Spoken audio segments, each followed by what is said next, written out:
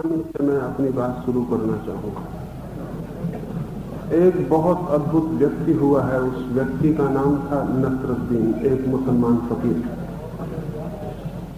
एक दिन सांझ अपने घर के बाहर निकला था किन्हीं मित्रों से मिलने के लिए। द्वार पर ही बचपन का बिछड़ा हुआ एक साथी घोड़े पर से उतरा। 20 वर्षों बाद वो मित्र उसे मिला था। गले वे दोनों मिल गए, लेकिन नसरुद्दीन ने कहा कि तुम ठहरो घड़ी भर, मैं किन्हीं को वचन दिया हूं, उनसे मिलकर अभी लौट आता हूं। दुर्भाग्य की वर्षों बाद तुम मिले हो और मुझे अभी घर से जाना पड़ेगा, लेकिन मैं जल्दी ही लौट आऊंगा। उस मित्र ने कहा, तुम्हें छोड़ने का मेरा मन नहीं, वर्षों बाद हम मिले हैं, उचित होगा कि मैं भी तुम्हारे साथ चलूं। रास्ते में तुम्हें देखूंगा भी, तुमसे बात भी कर लूंगा, लेकिन मेरे कपड़े सब धूल से भरे हैं। अच्छा होगा अगर तुम्हारे पास दूसरे कपड़े हो तो मुझे दे दो। फकीर ने एक कपड़ा की जोड़ी बादशाह ने उसे भेंट की थी। सुंदर कोट था, पगड़ी थी, जूते थे। वो अपने मित्र के लिए निकाल लाया। उसने उसे कभी पहना नहीं था। सोचा था कभी जरूरत पड़ेगी तो पहनूंगा। फिर फकीर था, वो कपड़े बादशाही थे, हिम्मत भी उसकी पहनने की पड़ी नहीं थी। मित्र ने जल्दी वे कपड़े पहन लिए। जब मित्र कपड़े पहन रहा था तब नसरुद्दीन को लगा कि ये तो भूल हो गई। इतने सुंदर कपड़े पहनकर वो मित्र तो एक सम्राट मालूम पड़ने लगा और नसरुद्दीन उसके सामने एक फकीर, एक भिखारी मालूम पड़ने लगा। रास्ते पर लोग मित्र की तरफ ही देखेंगे जिसके कपड़े अच्छे थे। लोग तो सिर्फ कपड़ों की तरफ ही देखते हैं और तो कुछ दिखाई नहीं पड़ता है। जिनके घर ले जाऊंगा वो भी मित्र को ही देखेंगे, क्योंकि हमारी आंखें इतनी अंधी हैं कि सिवाय कपड़ों के और कुछ भी नहीं देखती। उसके मन में बहुत पीड़ा होने लगी कि ये कपड़े पहना के मैंने भूल कर ली है। लेकिन फिर उसे ख्याल आया कि मेरा प्यारा मित्र है, वर्षों के बाद मिला है, क्या अपने कपड़े भी मैं उसको नहीं दे सकता हूं? इतना मीन, इतनी क्षुद्र मेरी वृत्ति है, क्या रखा है कपड़ों में? समझाता हुआ वो अपने को चला, लेकिन रास्ते पर सारी नजरें उसके मित्र के कपड़ों पर अटक गई। रास्ते पर जिसने भी देखा वही गौर से देखने लगा। वो मित्र बड़ा सुंदर मालूम पड़ रहा है। जब भी कोई उसके मित्र को देखता उसके मन में चोट लगती कि कपड़े मेरे हैं, और देखा मित्र जा रहा है। फिर अपने को समझाता कि कपड़े क्या किसी के होते हैं, मैं तो शरीर को तक अपना नहीं मानता, तो कपड़ों को अपना क्या मानना है, इसमें क्या हर्जा हो गया। समझाता बुझाता अपने को उस घर पहुंचा। भीतर जाके जैसे ही अंदर गया, परिवार के लोगों की नजरें उसके मित्र के कपड़ों पर अटक गई।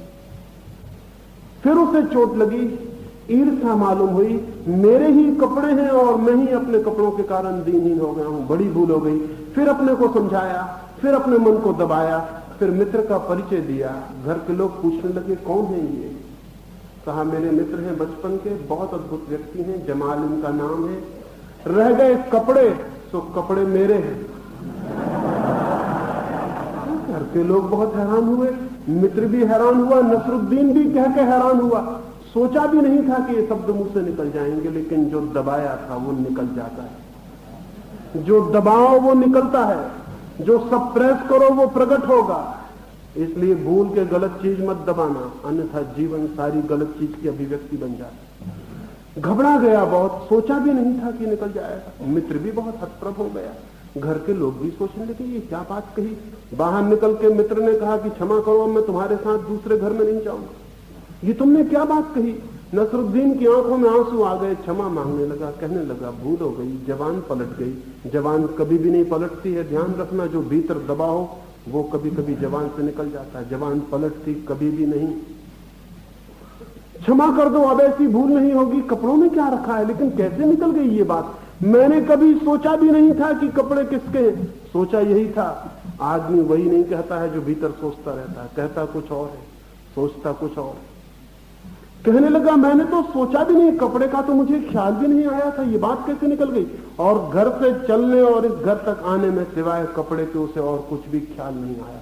आदमी बहुत बेईमान, जो उसके भीतर ख्याल आता है कभी कहता भी नहीं बाहर की ये ख्याल आते, और जो बाहर बताता है वो भीतर बिल्कुल नहीं होता। आदमी सरासर एक झूठ है। मित्र ने कहा, मैं चलता हूं तुम्हारे साथ, लेकिन अब ये कपड़ों की बात।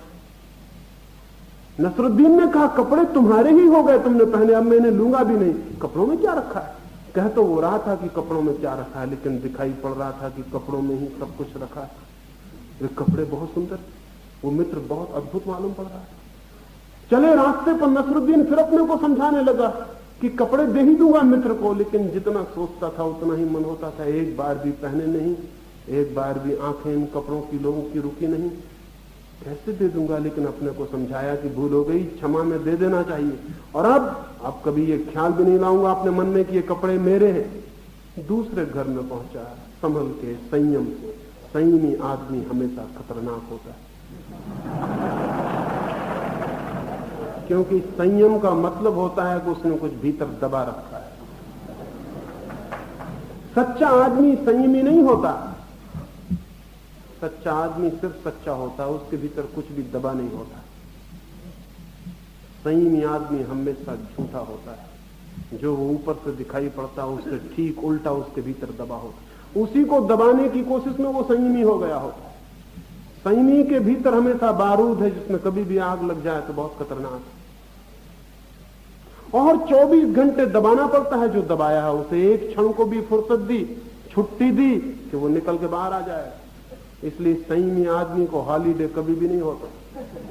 24 घंटे जब तक जागता है। हाँ, नींद में बड़ी गड़बड़ हो जाती, सपने में सब बदल जाता है। वो जिसको दबाया है वो नींद में प्रकट होने लगता है, क्योंकि नींद में संयम नहीं चलता। इसलिए संयमी आदमी नींद से डरते हैं, इसका पता है। संयमी आदमी कहते हैं कम सोना चाहिए, उसका और कोई कारण नहीं है। नींद तो परमात्मा का अद्भुत आशीर्वाद है, लेकिन संयमी डरता है, क्योंकि जो दबाया है वो नींद में धक्के मारता है, सपने बन के आता है। किसी तरह संयम साधना करके वो बेचारा नसरुद्दीन उस घर में घुसा, दबाए हुए है मन में वे कपड़े ही कपड़े, कपड़े ही कपड़े। कह रहा है कि मेरे नहीं है, अब तो मित्र के ही है, लेकिन जितना ये कह रहा है कि मेरे नहीं है, मित्र के ही, उतने ही वे कपड़े और भी मेरे मालूम पड़ रहे। मन को जिस बात के लिए इंकार करो, मन उसी की तरफ दौड़ने लगता है। इंकार करो और मन दौड़ता है। इंकार बुलावा है, मन में ना का मतलब हां होता है। मन में भीतर ना का मतलब हां होता है। जिस बात को तुमने कहा नहीं, मन कहेगा हां यही। कपड़े मेरे हैं, मन कहने लगा। कौन कहता है कपड़े मेरे नहीं? और नसरुद्दीन की ऊपर की बुद्धि समझाने लगी कि नहीं, कपड़े तो मैंने दे दिए मित्र के। जब वे भीतर गए तब नसरुद्दीन कोई समझ भी नहीं सकता था कि भीतर कपड़ों से लड़ रहा है। घर में जिसके पास ले गए थे पति मौजूद न था, सुंदर पत्नी मौजूद थी, उसकी आंखें एकदम कपड़ों पर अटक गई मित्र के। नसरुद्दीन को धक्का लगा, इस सुंदर स्त्री ने उसे भी कभी इतने प्रेम से नहीं देखा। पूछने लगी, कौन है ये, कौन व्यक्ति है ये, कभी देखा नहीं। नसरुद्दीन ने कहा मेरे मित्र हैं। हालांकि कह रहा था, मालूम पड़ रहा था कि मेरे शत्रु हैं। कह रहा था मेरे मित्र हैं, लेकिन लग रहा था कि मेरे शत्रु इस दुष्ट को कहां साथ ले आए। जो देखो वही उसको देख रहा, और पुरुषों के देखने तक गनीमत थी, सुंदर स्त्रियां भी उसी को देख रही, तो फिर बहुत मुसीबत हो गई। मेरे मित्र हैं, बचपन के साथी हैं, बहुत अच्छे आदमी हैं, रह गए कपड़े, कपड़े उन्हीं के हैं, मेरे नहीं हैं। लेकिन कपड़े अगर उन्हीं के हैं तो कहने की जरूरत क्या है। कह गया, तब पता चला कि फिर भूल हो गई। भूल का नियम है, भूल अतियों पर होती है, एक्सट्रीम पर होती है। एक एक्सट्रीम से बचो, दूसरी एक्सट्रीम पर हो जाती है। भूल का नियम है, घड़ी के पेंडुलम की तरह चलती है भूल। इस कोने से फिर ठीक दूसरे कोने पर जाती, बीच में नहीं रुकती भूल। भोग से जाएगी तो एकदम त्याग पे चली जाएगी। एक बेवकूफी छोटी, दूसरी बेवकूफी पे पहुंच जाएगी। भोजन, ज्यादा भोजन से बचेगी, उपवास, वो ज्यादा भोजन से भी बदतर, क्योंकि ज्यादा भोजन भी आदमी दिन में 2-1 बार कर सकता है, लेकिन उपवास करने वाला आदमी दिन भर मन ही मन में भोजन करता करना पड़ता, तो 24 घंटे भोजन करना पड़ता। एक भूल से आदमी का मन बचता है, और दूसरे भूल पर मन जो है वो एक्सट्रीम्स में, अतियों में डोलता है। एक भूल की थी कि कपड़े मेरे हैं, अब दूसरी भूल हो गई कि कपड़े उसी के हैं, लेकिन एम्फेटिकली जब इतने जोर से कोई कहे कि कपड़े उसी के हैं तो साफ हो जाता है कि कपड़े उसके नहीं। ये बड़े मजे की बात है। जोर से हमें वही बात कहनी पड़ती जो सच्ची नहीं होती। अगर तुम कहो कि मैं बहुत बहादुर आदमी हूं तो समझ लेना कि तुम पक्के नंबर 1 के कायर हो। अभी हिंदुस्तान पे चीन का हमला हुआ, सारे हिंदुस्तान में कवि पैदा हो गए जैसे बरसात में मेंढक पैदा होते, और वो सब कहने लगे कि हम सोए हुए शेर हैं, हमको मत छोड़ो। कभी सोए शेर ने कविता की कि हमको मत छोड़ो? सुना है कभी ये? सोए शेर को छेड़ दो फिर वो कविता करेगा? फिर पता चल जाएगा कि छेड़ने का क्या मतलब होता है। लेकिन हमारा पूरा मुल्क कहने लगा हम सोए शेर हैं, हम ऐसा कर देंगे, हम वैसा कर देंगे, और चीन लाखों मील जमीन दबा के बैठ गया। सोए शेर सो गए, फिर से कविता वगैरह बंद। ये शेर वेर होने का ख्याल शेरों को पैदा नहीं होता, ये कायरों को पैदा होता है। शेर शेर होता है, चिल्ला मिल्ला के कहने की जरूरत नहीं होती। वो जितने जोर से हम कहते हैं उससे उल्टा हमारे भीतर होता है। इसलिए जोर से कुछ कहते वक्त जरा संभल के कहना। अगर किसी से कहो कि मैं तुम्हें बहुत प्रेम करता हूं तो संदिग्ध है वो प्रेम। प्रेम कहीं बहुत किया जाता है, बस किया जाता है या नहीं किया जाता। लेकिन आदमी का मन पूरे वक्त नासमझियों के चक्कर में घूमता है। कह दिया नसरुद्दीन ने कि कपड़े कपड़े इन्हीं के हैं। वो स्त्री भी हैरान हुई, मित्र भी हैरान हुआ कि फिर वही बात। बाहर निकल कर उसके मित्र ने कहा क्षमा करो, अब मैं लौट जाता हूं, गलती हो गई, तुम्हारे साथ आया। क्या तुम्हें कपड़े ही कपड़े दिखाई पड़ रहे हैं? नसरुद्दीन ने कहा मैं भी नहीं समझता, आज तक जिंदगी में कपड़े मुझे दिखाई नहीं पड़े। ये पहला ही मौका है, क्या हो गया है मुझे? मेरे दिमाग में क्या गड़बड़ हो गई? लेकिन पहली भूल हो गई थी, उससे उल्टी भूल हो गई। अब कपड़ों की बात ही नहीं करूंगा, बस एक मित्र के घर और मिलने चलना है, फिर हम वापस लौट चलेंगे। और एक मौका मुझे और दो, नहीं तो जिंदगी भर के लिए अपराध मन में रहेगा कि मैंने मित्र के साथ कैसा व्यवहार किया। मित्र साथ जाने को राजी हो गया। सोचा अब और क्या करेगा, भूल बात खत्म हो गई है। 2 बातें हो सकती थी, दोनों हो गई हैं। लेकिन भूल करने वाले बड़े इन्वेंटिव होते हैं, पता है? नई भूलें ईजाद कर लेते जिनकी आपको पता भी ना हो। तीसरे मित्र के घर गए। अब की बार तो नसरुद्दीन अपनी छाती को दबाए पकड़े बैठा है कि कुछ भी हो जाए। लेकिन जितने जोर से किसी चीज को दबाओ वो उतने जोर ही मिलती है। जितने जोर से आप दबाते हो, जोर में जो ताकत आपकी लगती है वो उसी में चली जाती है जिसको आप दबाते हो। तो ताकत मिल गई उसे। अब वो दबा रहा है और पूरे वक्त पा रहा है कि मैं कमजोर पड़ता जा रहा हूं, वो कपड़े मजबूत हो जाए। कपड़े जैसी चीज फिजूल इतनी मजबूत हो सकती कि नसरुद्दीन जैसा ताकतवर आदमी हारा जा रहा है उसके सामने। जो किसी चीज से नहीं हारा था, आज साधारण से कपड़े उसे हराए डालते हैं। वो अपनी पूरी ताकत लगा रहा है, लेकिन उसे पता नहीं है कि पूरी ताकत हम लगाते उसके खिलाफ है, जिससे हम भयभीत हो जाते हैं। और जिससे हम भयभीत हो जाते हैं उससे हम हार जाते हैं, उससे हम कभी नहीं जीत सकते। आदमी ताकत से नहीं जीतता, अभय से जीतता है, फियरलेसनेस से जीतता है। ताकत से कोई आदमी नहीं जीतता। बड़े से बड़ा ताकतवर हार जाएगा अगर भीतर फियर है। हम दूसरे से कभी नहीं हारते, अपने ही भय से हारते हैं। ये ध्यान रहे, कम से कम मानसिक जगत में तो ये पक्का है कि दूसरा हमें कभी नहीं हराता, हमारा भय ही हमें हरा देता है। वो जितना भयभीत हो रहा है उतनी ताकत लगा रहा है, वो जितनी ताकत लगा रहा है उतना भयभीत हुआ जा रहा है, क्योंकि कपड़े छूटते नहीं, पीछे वो चक्कर काट रहे हैं। तीसरे मकान के भीतर घुसा है वो आदमी, होश में नहीं है, वो बेहोश है। उसे न दीवारें दिख रही, न घर के लोग दिखाई पड़ रहे हैं, उसे वो कोट पगड़ी वही दिखाई पड़ रहा है। मित्र भी खो गया है, बस कपड़े हैं और वो है और वो लड़ रहा है। ऊपर से किसी को पता नहीं। जिस घर में गया फिर आंखें टिक गई वहीं उसके मित्रों के कपड़ों पर। पूछा कौन है ये? अब वो बुखार में है, अब वो नसरुद्दीन होश में नहीं, अब वो फीवर में। दमन करने वाले लोग हमेशा बुखार में जीते, कभी शांत नहीं होते। सप्रेशन जो है वो मेंटल फीवर है, वो मानसिक बुखार। दबा लिया है, बुखार पकड़ा हुआ है, हाथ पैर कप रहे हैं उसके। वो अपने हाथ पैर रोकने की कोशिश कर रहा है, लेकिन जितना रोकने की कोशिश कर रहा है वो उतने कप रहे हैं। उसने कहा कौन है ये? अब उसे खुद भी याद नहीं आ रहा है कि कौन है ये।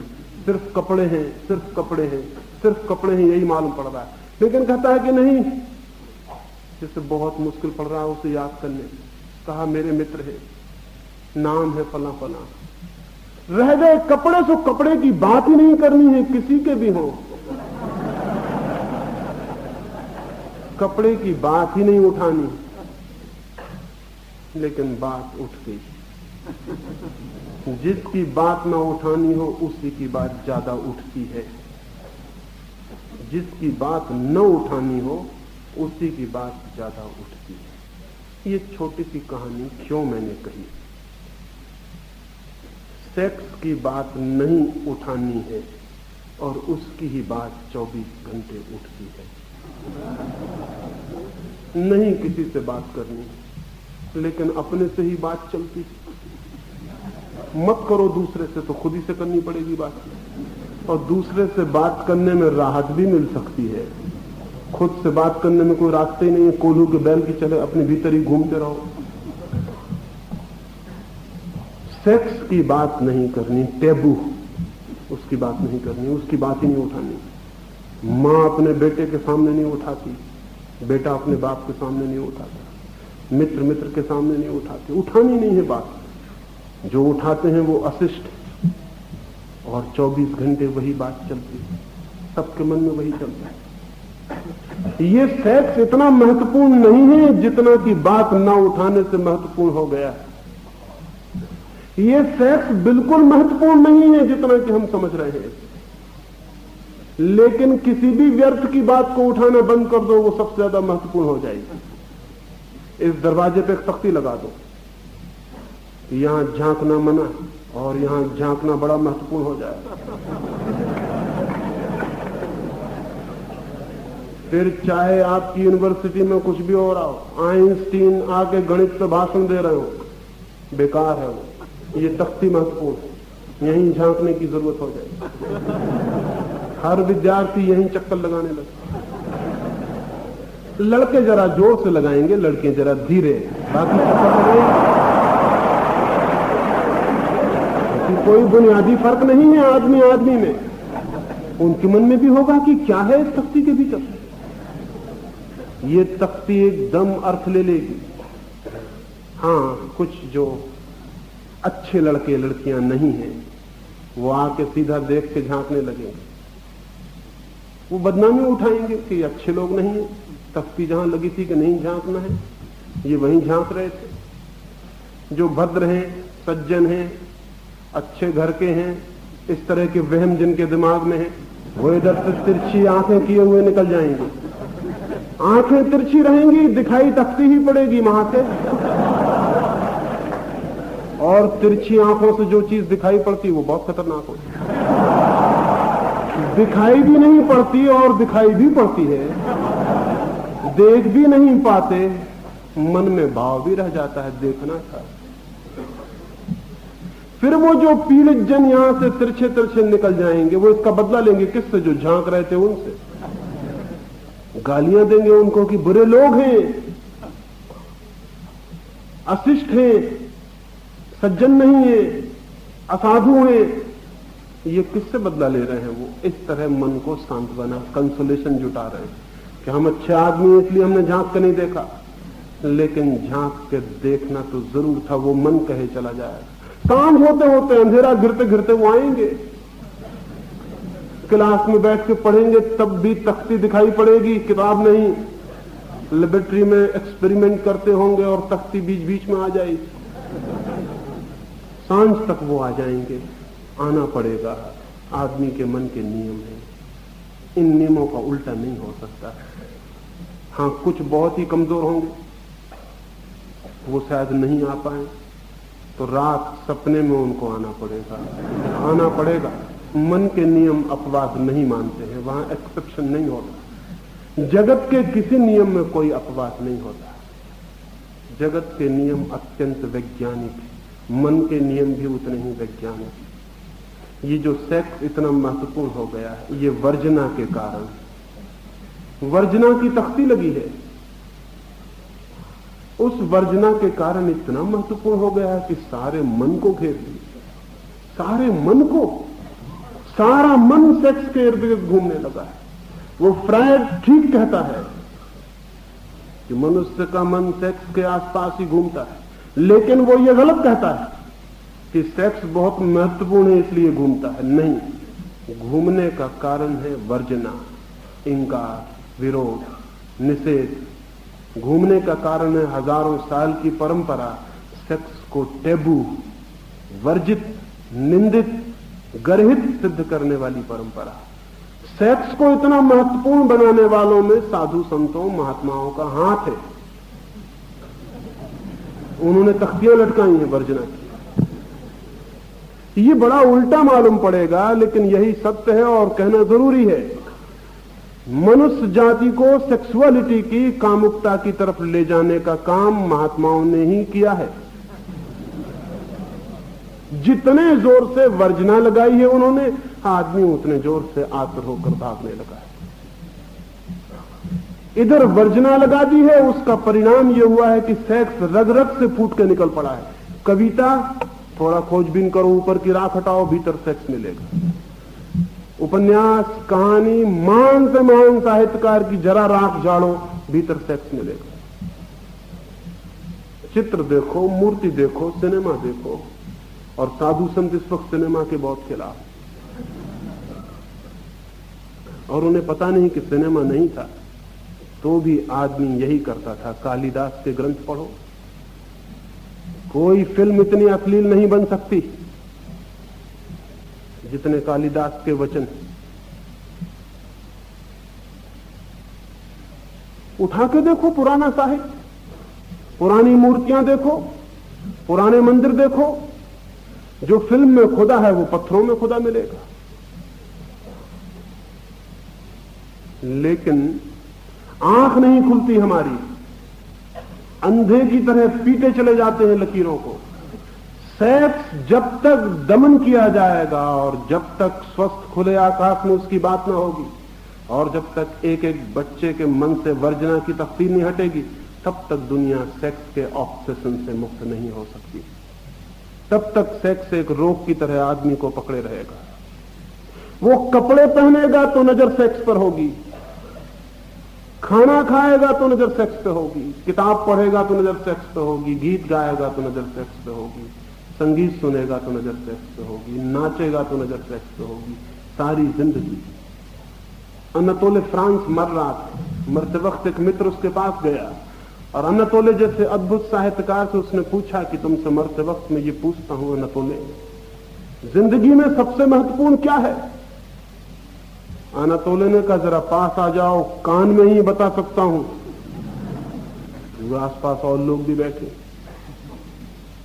मित्र पास आ गया, उसने सोचा कि अनतोले जैसा आदमी जो मकानों की चोटियों पर चढ़ के चिल्लाने का आदी है, जो उसे ठीक लगे कहता है, वो भी आज मरते वक्त इतना कमजोर हो गया कि जीवन की सबसे महत्वपूर्ण बात बताने को कहता है पास आ जाओ, कान में कहूंगा, सुनो धीरे से कान में।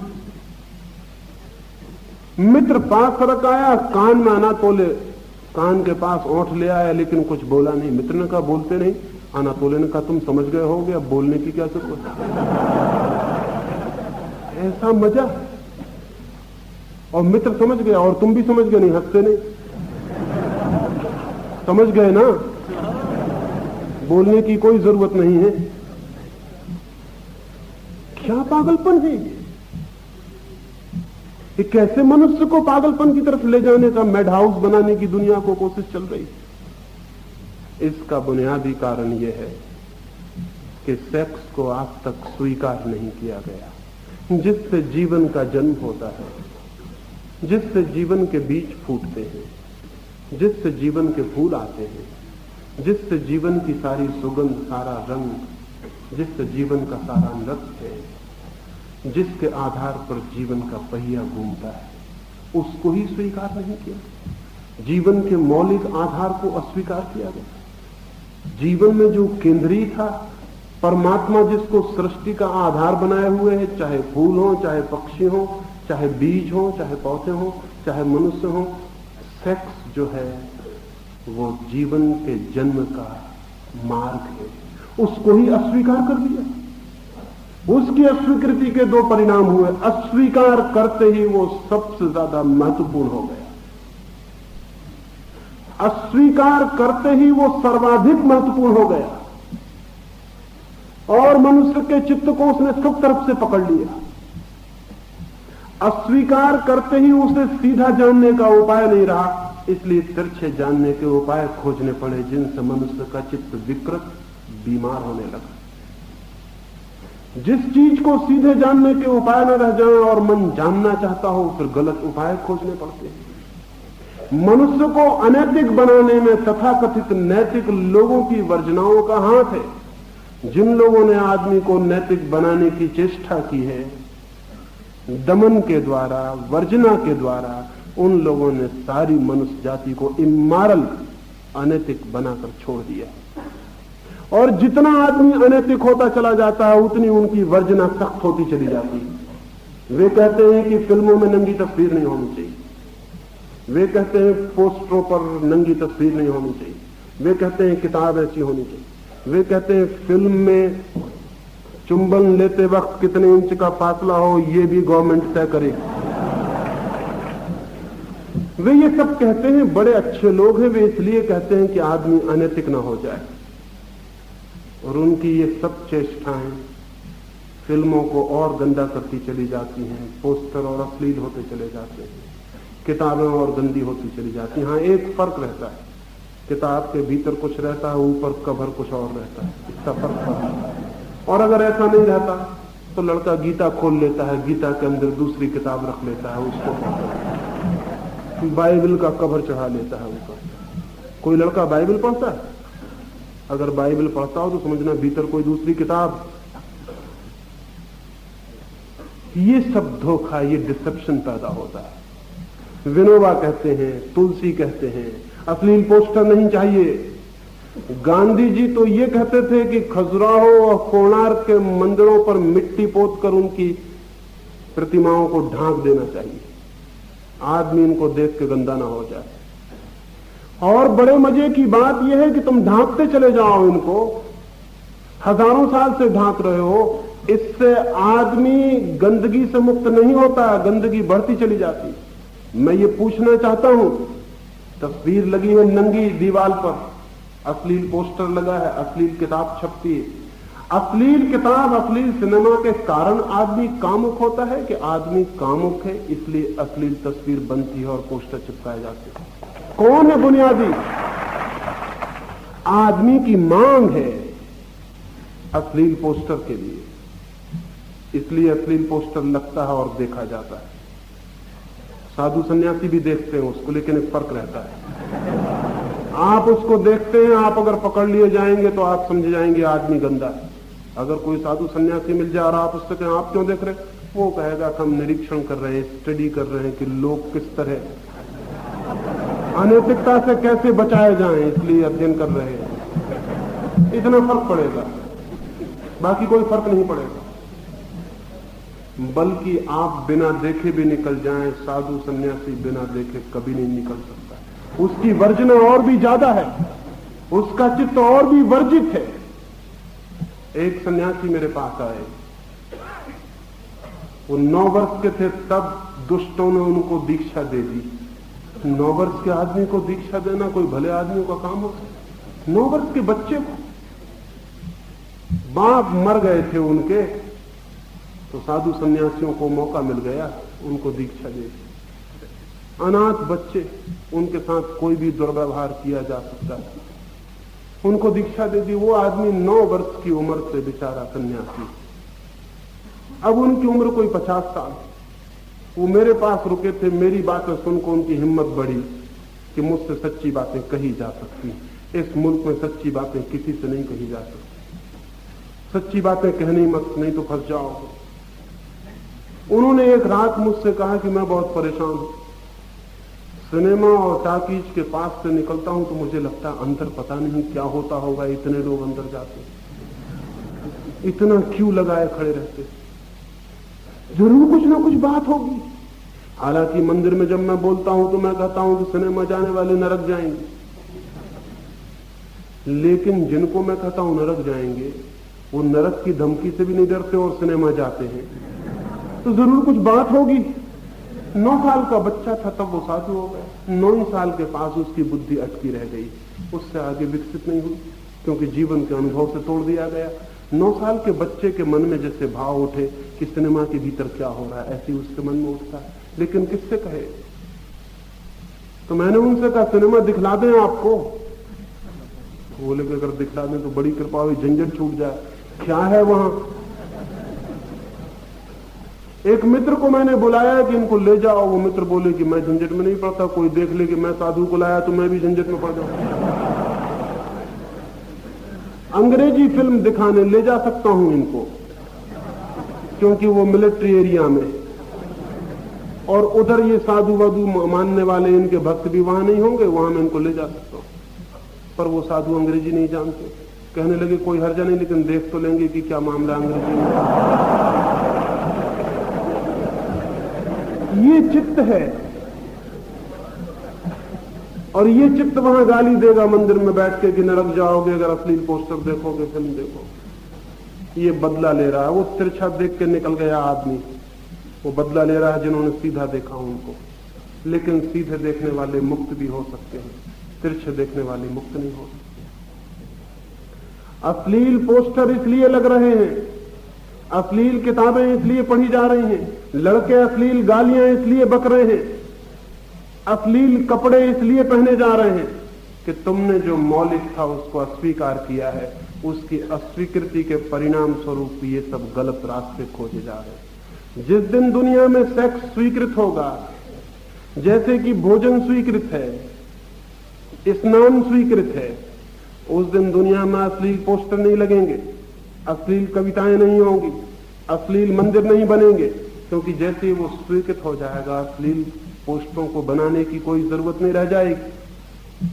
अगर किसी समाज में भोजन वर्जित कर दिया जाए कि भोजन छिप के खाना, कोई देख ना ले, अगर किसी समाज में ये हो कि भोजन करना पाप है, तो भोजन के पोस्टर सड़कों पर लगने लगेंगे फौरन, क्योंकि आदमी तब पोस्टरों से भी तृप्ति पाने की कोशिश करेगा।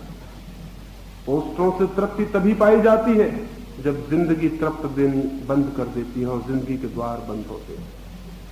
ये जो जितनी अश्लीलता और कामुकता और जितनी सेक्सुअलिटी है, ये सारी की सारी वर्जना का अंतिम परिणाम है। और ये मैं आने वाले युवकों से कहना चाहता हूं कि तुम जिस दुनिया को बनाने में संलग्न होगे, उसमें सेक्स को वर्जित मत करना, अन्यथा आदमी और भी कामुक से कामुक होता चला जाएगा। ये बात मेरी बड़ी उल्टी लगेगी। मुझे तो लोग, अखबार वाले और नेतागण चिल्ला चिल्ला के घोषणा करते हैं कि मैं लोगों में काम का प्रचार कर रहा हूं। मैं लोगों को काम से मुक्त करना चाहता हूं, प्रचार वे कर रहे हैं।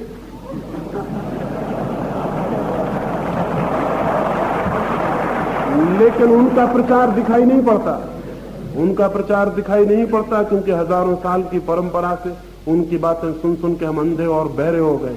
हमें ख्याल भी नहीं रहा कि वो क्या कह रहे हैं। मन के सूत्रों का, मन के विज्ञान का कोई बोध भी नहीं रहा कि वो क्या कर रहे हैं और क्या करवा रहे हैं। इसीलिए आज पृथ्वी पर जितना कामुक आदमी भारत में है, उतना कामुक आदमी पृथ्वी के किसी कोने में नहीं। मेरे एक डॉक्टर मित्र इंग्लैंड एक मेडिकल कॉन्फ्रेंस में भाग लेने गए। हाइड पार्क में उनकी सभा होती थी, कोई 500 डॉक्टर इकट्ठे, बातचीत चलती थी, खाना पीना चलता था। लेकिन पास की एक बेंच पर एक युवक और एक युवती गले में हाथ डाले अत्यंत प्रेम में लीन, आंख बंद किए बैठे। मित्र के प्राणों में बेचैनी होगी, भारतीय प्राण चारों तरफ झांक झांक के। अब खाने में उनका मन न रहा, अब चर्चा में उनका रस न रहा।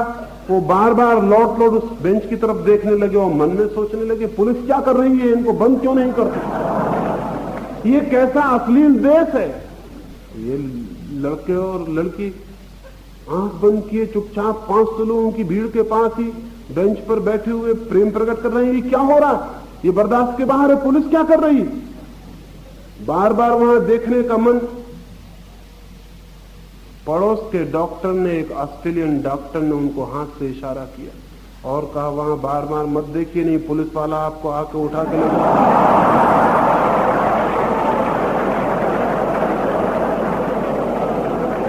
ये अनैतिकता का सबूत है। ये उन दो व्यक्तियों की अपनी जिंदगी की बात, और वे दोनों व्यक्ति इसलिए 500 लोगों की भीड़ के पास भी शांति से बैठे हैं क्योंकि वे जानते हैं कि यहां सज्जन लोग इकट्ठे हैं, कोई देखेगा नहीं, किसी को क्या प्रयोजन।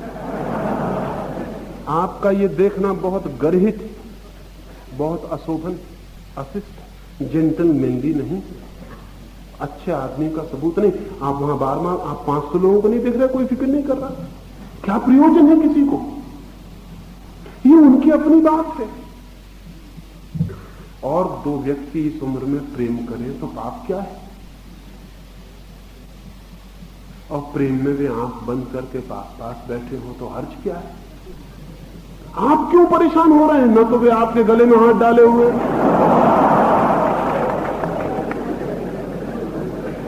वो मित्र मुझसे लौट के कहने लगे कि मैं इतना घबरा गया कि ये कैसे लोग हैं।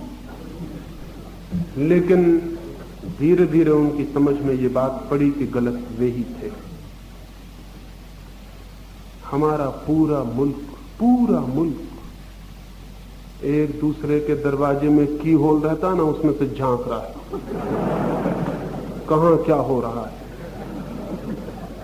कौन क्या कर रहा है, कौन कहां जा रहा है, कौन किसके साथ है, कौन किसके गले में हाथ डाले, कौन किसका हाथ में लिए। क्या बदतमीजी है, कैसी संस्कारहीनता है, ये सब क्या है, ये क्यों हो रहा है? ये हो रहा है भीतर वो जिसको दबाया है वो सब तरफ दिखाई पड़ रहा है, वही दिखाई पड़ रहा है। विद्यार्थियों से मैं कहना चाहता हूं, तुम्हारे मां बाप, तुम्हारे पुरखे, तुम्हारी हजारों साल की पीढ़ियां सेक्स से भयभीत रही हैं, तुम भयभीत मत रहना।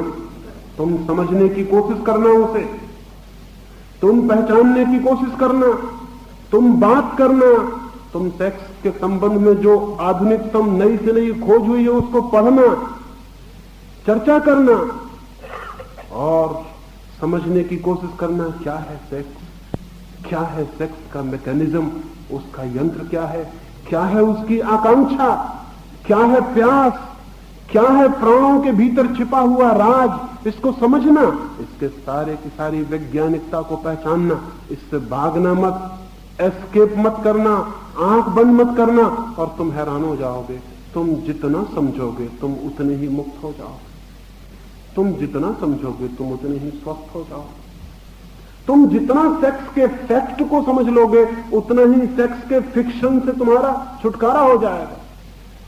तथ्य को समझते ही आदमी कहानियों से मुक्त हो जाता है, और जो तथ्य से बचता है वो कहानियों में भटक जाता है।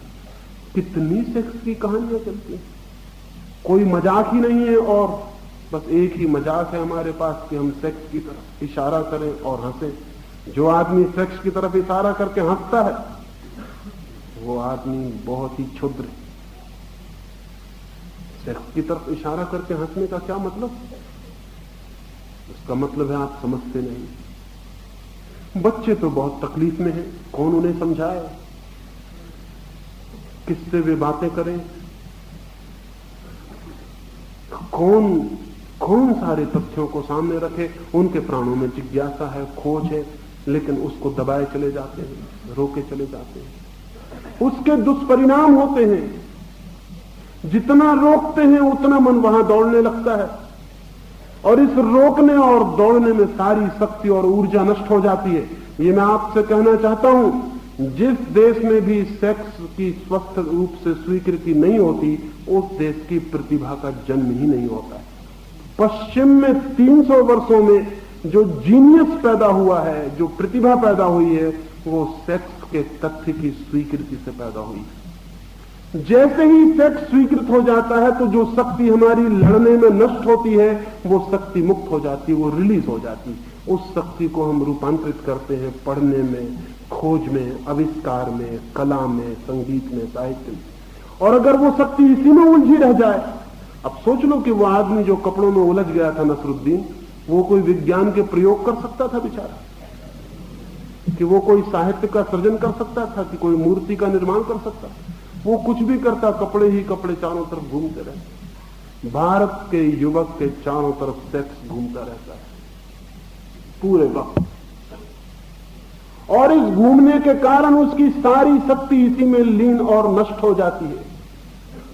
जब तक भारत के युवक की सेक्स के इस रोग से मुक्ति नहीं होती, तब तक भारत के युवक की प्रतिभा का जन्म नहीं हो सकता है। जिस दिन इस देश में सेक्स की सहज स्वीकृति हो जाएगी, हम उसे जीवन के एक तथ्य की तरह अंगीकार कर लेंगे, प्रेम से, आनंद से, निंदा से नहीं, घृणा से नहीं। और निंदा घृणा का कोई कारण नहीं है, वो जीवन का अद्भुत रहस्य है, वो जीवन की अद्भुत मिस्ट्री है। उससे कोई घबराने की, भागने की जरूरत नहीं। जिस दिन हम इसे स्वीकार कर लेंगे, उस दिन इतनी बड़ी ऊर्जा मुक्त होगी भारत में कि हम आइंस्टीन पैदा कर सकते हैं, हम न्यूटन भी पैदा करेंगे, हम भी चांद तारों की यात्रा करेंगे। लेकिन अभी हम कैसे करें? लड़के लड़कियों के स्कर्ट के आसपास परिभ्रमण करें कि चांद तारों पर जाएं? लड़कियां 24 घंटे अपने कपड़ों को चुस्त से चुस्त करने की कोशिश करें कि चांद तारों का विचार करें? ये नहीं हो सकता। ये सब सेक्सुअलिटी के रूप है, लेकिन हमें दिखाई नहीं पड़ते। कपड़ों का चुस्त चुस्त होते चले जाना सेक्सुअलिटी का रूप है। हम शरीर को नंगा देखना और दिखाना चाहते हैं, इसलिए कपड़े चुस्त चुस्त होते चले जाते हैं। सौंदर्य की बात नहीं है ये, क्योंकि कई बार चुस्त कपड़े शरीर को बहुत बेहुदा और भोंडा बना देते।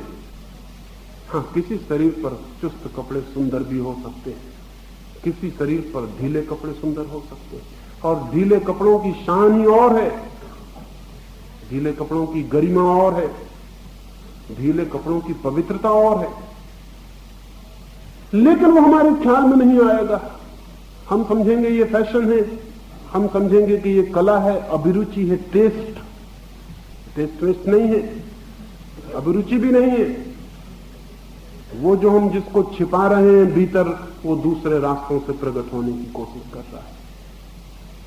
लड़के लड़कियों का चक्कर काट रहे हैं, लड़कियां लड़कियों का चक्कर काट रही हैं, तो चांद तारों का चक्कर कौन काटेगा, कौन जाएगा वहां?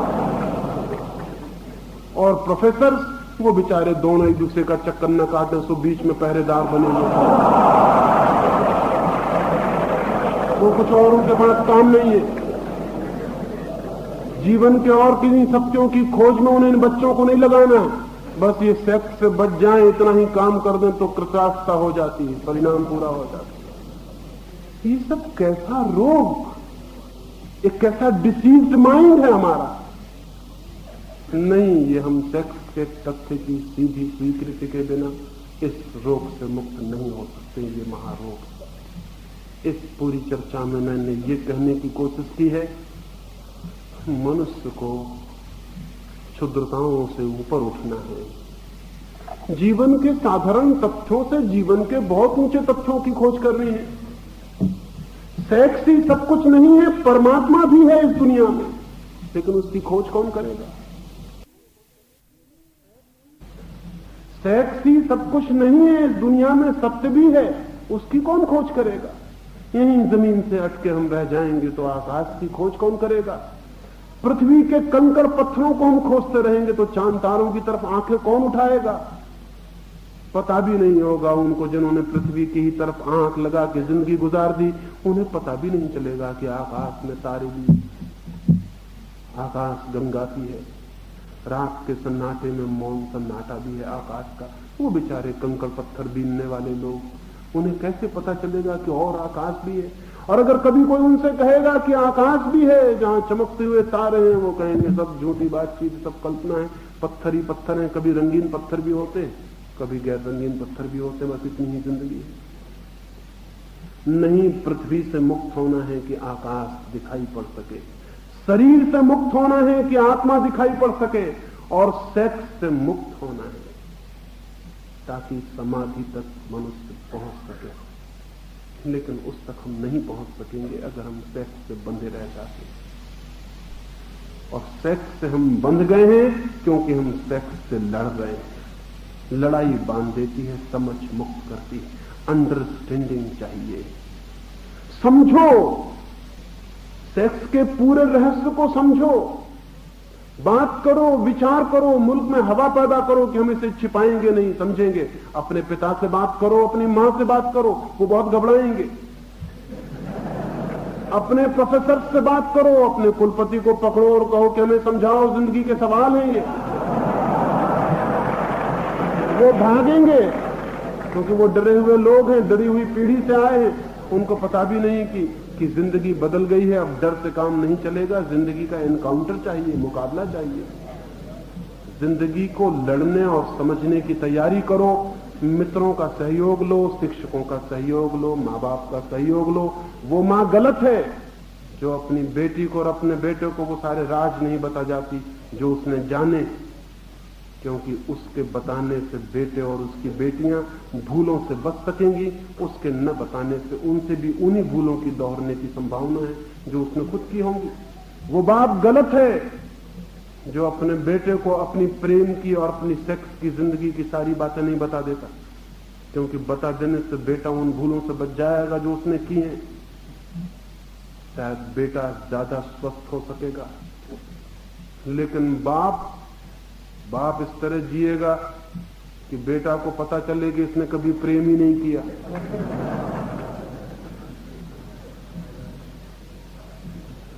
वो इस तरह खड़ा रहेगा, आंखें पत्थर की बना के, कि इसकी जिंदगी में कभी कोई औरत इसे अच्छी ही नहीं लगी। ये सब झूठ है, ये सरासर झूठ है। तुम्हारे बाप ने भी प्रेम किया है, उनके बाप ने भी प्रेम किया था। सब बाप प्रेम करते रहे हैं, लेकिन सब बाप धोखा देते रहे। तुम भी प्रेम करोगे और बाप बन के धोखा दोगे। ये धोखे की दुनिया अच्छी नहीं है। चीजें साफ और सीधी होनी चाहिए। जो बाप ने अनुभव किया है वो बेटे को दे जाए, जो मां ने अनुभव किया है वो बेटे को दे जाए। जो ईर्ष्याएं उसने अनुभव की हैं, जो प्रेम अनुभव किए हैं, जो गलतियां उसने की हैं, जिन गलत रास्तों पर वो भटकी है और बर्मी है, उन सारी कथा को अपने बच्चों को जो नहीं दे जाते हैं, वो बच्चों का हित नहीं करते, तो शायद दुनिया ज्यादा साफ होगी। हम दूसरी चीजों के संबंध में साफ हो गए। अगर केमिस्ट्री के संबंध में कोई बात जाननी हो तो सब साफ है, फिजिक्स के संबंध में कोई बात जाननी हो सब साफ है, भूगोल के बाबत जाननी हो कि टिम्बकटू कहां है, कुस्तुनतुनिया कहां है, सब साफ है, नक्शा बना हुआ है। आदमी के बाबत कुछ भी साफ नहीं है, कहीं कोई नक्शा नहीं। आदमी के बाबत सब झूठ है। इसलिए दुनिया सब तरह से विकसित हो रही, सिर्फ आदमी विकसित नहीं हो रहा है। आदमी के संबंध में भी जिस दिन साइंटिफिक एटीट्यूड, चीजें साफ साफ देखने की हिम्मत हम जुटा लेंगे, उस दिन आदमी का भी विकास निश्चित है। ये थोड़ी सी बातें मैंने कही। मेरी बातों को सोचना, मान लेने की कोई जरूरत नहीं है, क्योंकि हो सकता है जो मैं कहूं बिल्कुल गलत हो। सोचना, समझना, कोशिश करना। हो सकता है कोई सत्य तुम्हें दिखाई पड़े, जो सत्य तुम्हें दिखाई पड़ जाएगा वो तुम्हारे जीवन में प्रकाश का दिया बन जाता है। मेरी बातों को इतने प्रेम और शांति से सुना, उससे बहुत अनुग्रहित हूं। और अंत में तुम सबके भीतर बैठे परमात्मा को प्रणाम करता हूं। मेरे प्रणाम स्वीकार करें।